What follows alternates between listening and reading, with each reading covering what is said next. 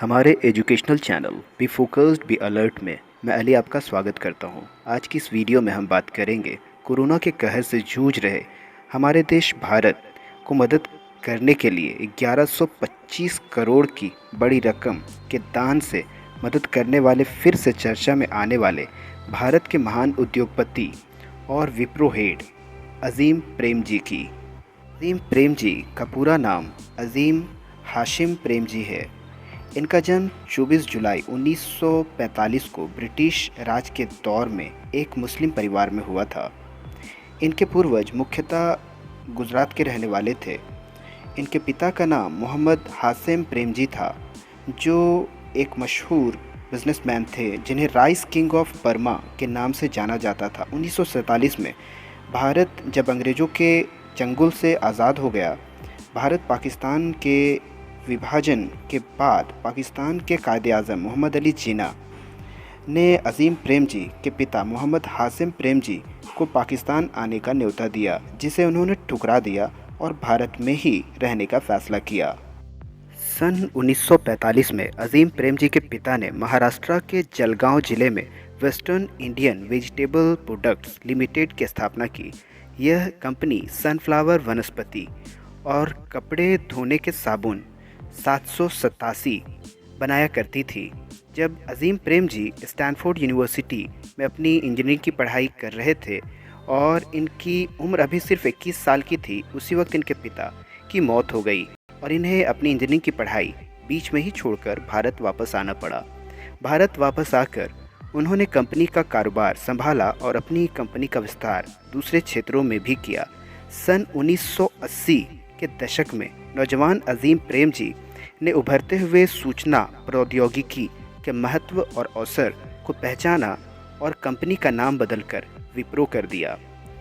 IBM के निष्कासन से देश के IT क्षेत्र में एक खालीपन आ गया था, जिसका फ़ायदा अज़ीम प्रेमजी ने खूब उठाया।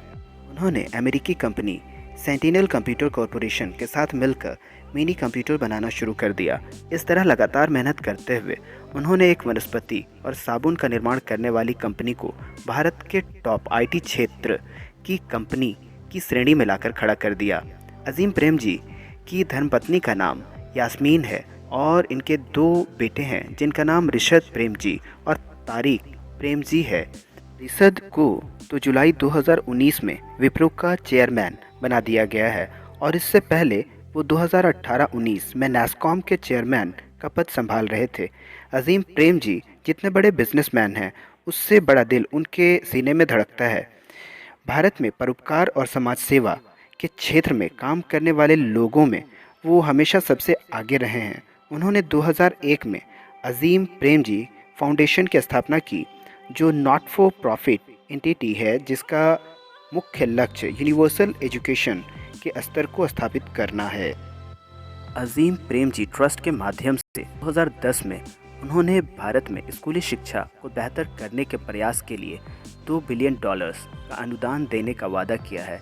इसके लिए उन्होंने अपनी कंपनी के 213 मिलियन इक्विटी शेयर्स को अज़ीम प्रेमजी ट्रस्ट में ट्रांसफ़र कर दिया है। इस डोनेशन को अब तक भारत में शिक्षा के क्षेत्र का सबसे बड़ा डोनेशन माना जा रहा है।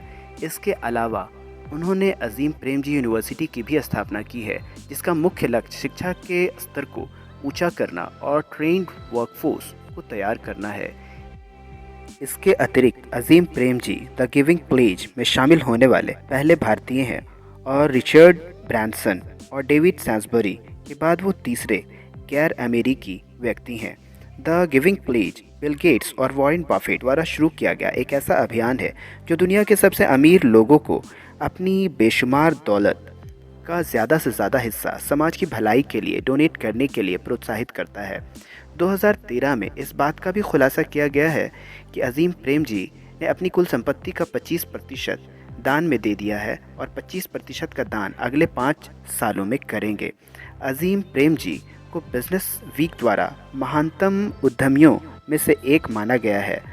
सन 2000 में मणिपाल अकादमी ने उन्हें डॉक्टरेट की मानद उपाधि से नवाजा। सन 2005 में भारत सरकार ने उन्हें पद्म भूषण से सम्मानित किया। 2006 में राष्ट्रीय औद्योगिक इंजीनियरिंग संस्थान मुंबई द्वारा उन्हें लक्ष्य बिजनेस विजनरी से सम्मानित किया गया। सन 2011 में उन्हें भारत सरकार द्वारा देश के दूसरे सबसे बड़े नागरिक सम्मान पद्म विभूषण से सम्मानित किया गया। 2013 में उन्हें इकोनॉमिक्स टाइम्स अचीवमेंट अवार्ड भी प्रदान किया गया। इसके अलावा उन्हें ढेरों सम्मान प्रदान किए गए। अजीम प्रेमजी द्वारा वर्ष 2019 में 50,000 करोड़ की राशि और अभी 2020 में कोरोना के कठिन दौर में 1125 करोड़ की राशि भारत में दान के लिए हम विशेष तौर से उनके शुक्रगुजार हैं और उनके परिवार के उज्जवल भविष्य की कामना करते हैं।